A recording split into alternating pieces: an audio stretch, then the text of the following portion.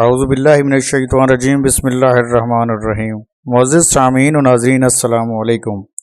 قاتلان امام حسین علیہ السلام کو چن چن کر عبرت ناک سزا دینے والا اور ان کے سر کاٹنے والا مرد مجاہد حضرت امیر مختار سقفی کون تھا، اور حضرت مختار سقفی واقع کربلا کے وقت کہاں تھا، اور امام حسین علیہ السلام کی مدد کو کیوں نہ آیا؟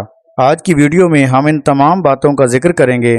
ویڈیو میں آگے بڑھنے سے پہلے ہماری آپ تمام لوگوں سے گزارش ہے کہ ہمارا چینل معصوم انفو کو سبسکرائب کریں، لائک کریں اور پریس کے بٹن کو دبا دیں تاکہ ہماری حوصلہ افزائی ہو سکے اور ہماری بات آپ تک پہنچتی رہے۔ حضرت مختار کا پورا نام مختار ابن ابو عبید سقفی تھا۔ مختار کے والد ابو عبیدہ صحابی رسول تھے۔ ابو عبیدہ کی شہادت جنگ قادسیہ میں ہوئی۔ حضرت مختار بچپن سے ہی محمد و آل محمد سے بے پناہ محبت کرتا تھا۔ بعض مورخ مختار کو صحابی لکھتے ہیں جبکہ کچھ مورخ مختار کو تابعین میں شامل کرتے ہیں۔ مختار کو بچپن سے ہی میدان جنگ میں جانے کا بہت شوق تھا۔ جب جناب مختار 13 سال کے تھے، اس وقت مسلمانوں اور فارسیوں کے مابین جنگ قادسیہ لڑی گئی۔ مختار اس جنگ میں شریک ہونا چاہتا تھا، لیکن کم عمر ہونے کی وجہ سے مختار کو اس جنگ میں شرکت سے روکا گیا۔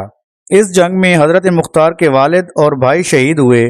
جب معاویہ بن ابو سفیان نے اپنے جانشین کے طور پر اپنے بیٹے یزید لعین کو تخت سونپا تو اس امر کی حضرت امام حسین علیہ السلام نے مخالفت کی اور امام علی مقام نے یزید ابن معاویہ کی بیعت نہ کی۔ یہ خبر جناب مختار کو ملی۔ اس وقت جناب مختار کوفہ میں تھے اور حضرت مختار نے کوفہ اور بصرہ کے لوگوں کو کہا کہ آپ سب لوگ امام حسین علیہ السلام کا ساتھ دو اور امیوں کی سلطنت کا تختہ الٹ دیا جائے۔ امام حسین علیہ السلام حق پر ہیں اور یزید باطل پر ہے۔ امام حسین علیہ السلام کی حمایت اور یزید کی مخالفت میں لوگوں کو قائل کرنے کے جرم میں یزید ابن معاویہ کے ظالم اور جابر گورنر عبداللہ ابن زیاد نے مختار سقفی کو گرفتار کر لیا اور 100 کوڑے مارے گئے اور قید خانہ میں بند کر دیا گیا۔ 61 ہجری کو واقع کربلا اور شہادت امام حسین علیہ السلام کے وقت جناب مختار سقفی یزیدی فوج کی قید میں تھے۔ جناب مختار امام حسین علیہ السلام سے محبت کرتے تھے، اسی وجہ سے شہادت امام حسین علیہ السلام کی خبر ابن زیاد نے اس طرح دی کہ حضرت امام حسین علیہ السلام کا سر مبارک ایک تشت میں رکھا اور اس تشت کو دربار میں رکھا گیا اور ابن زیاد کے حکم سے جناب مختار کو دربار لایا گیا اور امام علی مقام کا سر مبارک دکھایا گیا۔ امام علیہ السلام کا سر مبارک دیکھ کر جناب مختار بہت روئے اور دربار میں کھڑے ہو کر کہا، لعنت ہو تم پر، تم لوگوں نے نواسہ رسول کو شہید کر دیا۔ اس وقت جناب مختار سقفی نے دل میں ارادہ کر لیا کہ جب بھی قید سے رہائی ملی تو نواسہ رسول حضرت امام حسین علیہ السلام کے قاتلوں کو چن چن کر ماروں گا اور کربلا کے ظلم کا بدلہ لوں گا۔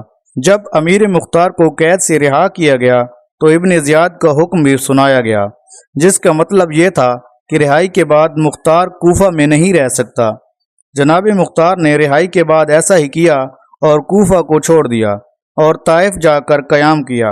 جناب مختار کے دل میں امام حسین علیہ السلام کی شہادت کا دکھ تھا اور جناب مختار قاتلین امام کو مارنے کی قسم کھا چکے تھے، لیکن جناب مختار نے بہت احتیاط سے کام کیا اور اپنے پرانے ساتھیوں سے رابطہ کرنا شروع کیا۔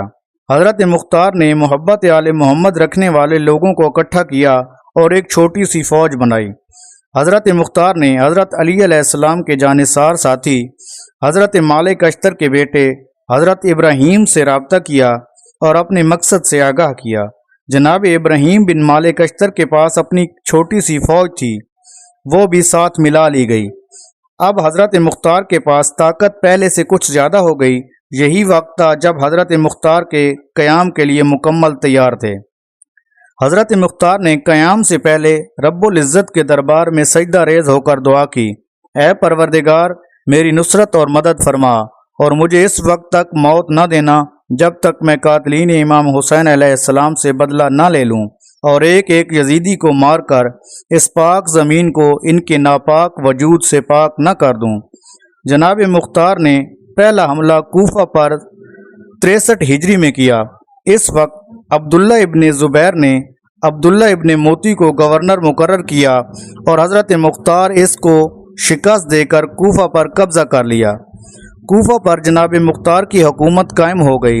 सन 66 हिजरी में जनाब मुख्तार ने अपने दरबार में एक शख्स को बुलाया और वाक़या करबला में आले मोहम्मद पर जुल्म करने वाले हर एक बंदे का नाम लिखवाया गया और एक फ़हरिस्त तैयार करके हज़रत मुख्तार के हवाले की गई। हज़रत मुख्तार ने ऐलान किया और कहा कि मैं कातलीन इमाम हुसैन अलैहिस्सलाम से बदला लूँगा। इस ऐलान के बाद कूफा के वो लोग जो आले मोहम्मद से मोहब्बत करते थे वो भी जनाब मुख्तार के साथ हो गए। जनाब मुख्तार ने हुक्म जारी किया कि कूफा के किसी घर में अगर कातलीन इमाम हुसैन अलैहिस्सलाम को पनाह दी गई तो इस घर की बुनियादें हिला दूंगा और घर के तमाम अफराद खाना को कत्ल कर दिया जाएगा। कुदरत का कानून है कि जुल्म को मिट जाना है। इसी वजह से आज से कुछ अरसा पहले कूफा में एक हुक्म जारी किया गया था जिसमें यजीद की फ़ौज ने ऐलान किया था कि मुस्लिम बिन अकील को पनाह दी गई तो इस घर को जला दिया जाएगा। और आज इस कूफा पर मुख्तार सकफी का हुक्म चल रहा है। हज़रत मुख्तार ने फ़हरिस्त में मौजूद तमाम यजीदियों को तलाश करने का हुक्म जारी किया जिनमें नुमाया नाम खोली, शिमर और इब्ने साद थे। कहा जाता है जनाब मुख्तार जब इन जालिमों को पकड़ता तो इनसे पूछता कि बताओ करबला में कौन सा जुल्म किया, और फिर वो जालिम अपने जुल्म की दास्तान सुनाते। जनाब मुख्तार इनके जुल्म सुनकर रोते और फिर इन जालिमों के सर कलम कर देते। 67 हिजरी में अमीर मुख्तार की फ़ौज के सिपा सालार इब्राहीम बिन मालिक अश्तर ने इब्न ज़ियाद को एक जंग में कत्ल कर दिया और इसका सर काट कर जनाब मुख्तार के पास भेजा और जनाब मुख्तार ने हुक्म जारी किया कि इसके सर को कूफा भेज दिया जाए। ये वही इब्न ज़ियाद है जिसने इमाम अली मकाम के कटे हुए सर मुबारक को छड़ी मारकर बेहुरमती की थी। अमीर मुख्तार के हुक्म कर इसका सर कूफा भेज दिया गया। इसके सर को उसी मकाम पर रखा गया जहां पर इस लानती ने इमाम अली मकाम के सर मुबारक को रखा था। तिरमिज़ी शरीफ में एक रिवायत है कि कूफा में लोगों ने देखा कि एक सांप इब्न ज़ियाद के सर के पास आता है और वो इसके एक नथने से अंदर घुस जाता है और दूसरे से बाहर निकल आता है। ये अमल सांप ने 3 दफ़ा किया और कूफा के लोगों ने इस अमल को देखा। जनाब मुख्तार ने हुरमला इब्न ज़ियाद और इब्न साद के सर हज़रत इमाम सज्जाद अलैहिस्सलाम की खिदमत में मदीना भेजे। इन सरों को देखकर हज़रत इमाम सज्जाद अलैहिस्सलाम ने जनाब मुख्तार के हक़ में दुआ फरमाई।